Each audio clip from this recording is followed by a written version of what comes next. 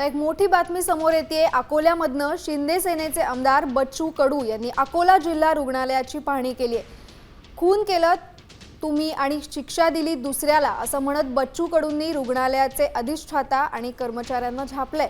Wheelchair नसल्यानं एका महिलेनं आपल्या आजारी पतीला चक्क पाठीवरून नेलं होतं आणि याचा व्हिडिओ समोर आल्यानंतर रुग्णालय प्रशासनानं सारवासारव करण्याचा प्रयत्न केलाय। त्यामुळे बच्चू कडू हे आक्रमक झालेत। नसलेली घटनेचं स्वरूप देण्याचा हा प्रकार आहे, हे बरोबर नाही। स्ट्रेचर आणि व्हीलच्या अति त्रुटी लक्षात आणून दिल्या, त्याच्यावर आज संध्याकाळपर्यंत डीन साहेबांना आपण सांगितलं की तात्काळ कारवाई करा, सक्तीच्या रजेवर त्या वॉर्ड बॉयला पाठवा, चौकशी करा। मात्र कालची जी घटना आली याच्यामध्ये सत्यता कमी आणि व्यवस्थेला बदनाम करण्याचा जास्ती प्रयत्न झाला, एवढं मी तुम्हाला निश्चित सांगतो। तुझ्यामुळे त्यांना शिवी खा लागतं, हे नाही ते नाही। अरे 4-4 महिने जर वाड्यात पाणी भेटत नसेल प्यायचं तर करता का रे तुम्ही?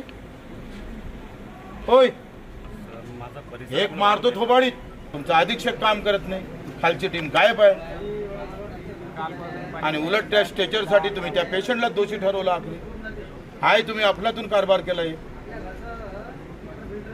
अशी सिस्टीम आहे। खून केला तुम्ही आणि आरोपी केला दुसऱ्या लिस्ट आलेले।